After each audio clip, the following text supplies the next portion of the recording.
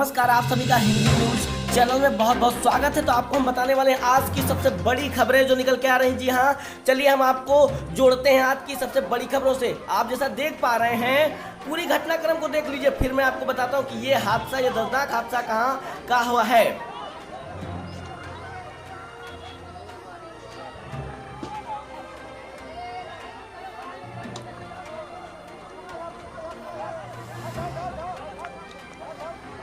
ये जैसा आप देख पा रहे थे, ये घटना फतेहपुर थाना क्षेत्र मंझगांवा शरीफ की है, जहां पर एक संविदा कर्मी ट्रांसफार्मर को सही कर रहा था। अचानक लाइन चालू होने से उसकी मौत हो गई। तो आपको बता दें कि वो शख्स जिंदा जल चुका है और इस पे विद्युत विभाग ने किसी प्रकार की कोई जिम्मेदारी नहीं ली है। तो इसी के साथ एक बड़ी खबर निकल के आ पा रही है। आपको बता दें कि विकास दुबे गैंगस्टर कानपुर का अंतिम संस्कार हो चुका था।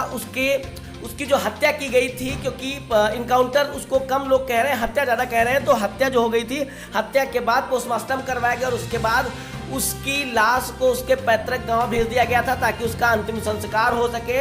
और उसी के साथ विकास दुबे की पत्नी को भी गिरफ्तार कर लिया गया था। आपको हम बता दें कि बड़ी खबर जो ये निकल के आ रही है कि विकास दुबे की पत्नी ने कैसे और क्यों बयान दिए। हम आपको बता देना चाहते हैं कि विकास दुबे की पत्नी ने कहा कि आप सभी समझते नहीं, मैं एक एक को सबक सिखाऊंगी। ये अल्फाज विकास दुबे की पत्नी के हैं। विकास दुबे ने प्रदेश सरकार को भी घेरे में ले लिया। उसने कहा कि जो भी कुछ हुआ है उसके पूरे जिम्मेदार योगी सरकार है। मैं सरकार और प्रदेश पुलिस ने एक साजिश के तहत एनकाउंटर न करके उनकी हत्या की है। तो मैं बता दूं कि उनका यही कहना है कि मैं एक एक से बदला लूंगी। तो प्रदेश सरकार और प्रदेश की पुलिस पर भी कई सारे सवाल उठ रहे हैं, जो कि विपक्ष के साथ साथ मीडिया भी उठा रहा है। तो आपको बता दें, उन सवालों में सबसे बड़ा सवाल ये है कि क्या उसी कार को पलटना था जिसमें विकास दुबे बैठा था, और दूसरा सवाल ये कि मीडिया को 20-25 मिनट पहले आगे टोल नाके पर क्यों रोक लिया गया। और दूसरी बात यह है कि अगर विकास दुबे को भागना ही था तो उसने अपने आप को सरेंडर क्यों करवाया,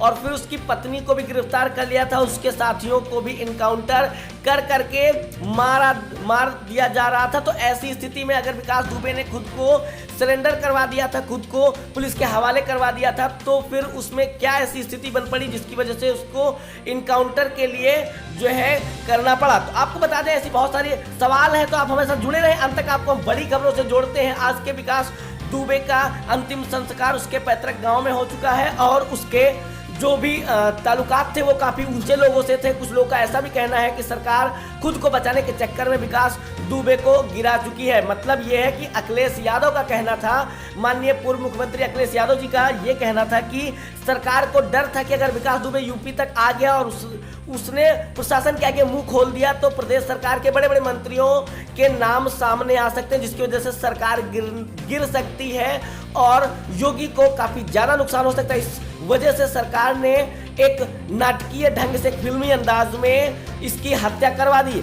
आपको बता दें कि काफ़ी ज़्यादा देर तक चली बहस में अखिलेश यादव ने बहुत सारे ऐसे प्रश्न भी पूछे जिसका कोई जवाब ना तो किसी पुलिस अधिकारी के पास था और ना ही खुद प्रदेश सरकार के पास। आपको बता दें कि घटनाक्रम ये हुआ था कि महाकालेश्वर मंदिर में जो गार्ड था, उस गार्ड को खुद की पहचान कराते हुए विकास दुबे ने बताया कि मैं गैंगस्टर विकास दुबे कानपुर वाला हूं और मुझे पुलिस के हवाले कर दो। ऐसी स्थिति में जब विकास दुबे को पकड़ा गया और फिर पुलिस के साथ साथ मीडिया को भी बुलाया गया, तो जो विकास दुबे का वकील था उसने हाईकोर्ट में एक याचिका दायर की थी कि विकास दुबे को पुलिस फोर्स जो है इनकाउंटर कर सकती, इसलिए आप जो है उचित कार्रवाई करके उसकी जान बचाई जाए और उस पर मुकदमा करके फिर आरोपी साबित होने पर उचित सजा दी जाए। ऐसी स्थिति में हाईकोर्ट ना कोई आदेश दे पाया और ना ही कोई निर्णय ले पाया, लेकिन उसी बात का घटनाक्रम हो चुका जिसकी आशंका थी, जिसका डर था कि पुलिस ने एक नाटकीय ढंग से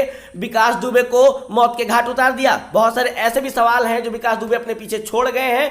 तो क्या ये सवाल की गुत्थी उलझ पाएगी या सुलझ पाएगी, आप प्लीज कमेंट बॉक्स में जाके जरूर कमेंट करें। लेकिन विकास दुबे की पत्नी का जो कहना है कि मैं एक एक को सबक जरूर सिखाऊंगी, क्योंकि उसको तो पता ही है कि आखिरकार किन लोगों के साथ उठना बैठना विकास दुबे का था और फिर कौन से लोग थे जो बेहतर तरीके से विकास दुबे की मदद कर रहे थे या फिर नहीं कर रहे थे। हमारे साथ अंत तक जुड़ने के लिए आपसे बहुत बहुत धन्यवाद। नमस्कार। कमेंट बॉक्स में जाके अपनी राय जरूर कमेंट करें।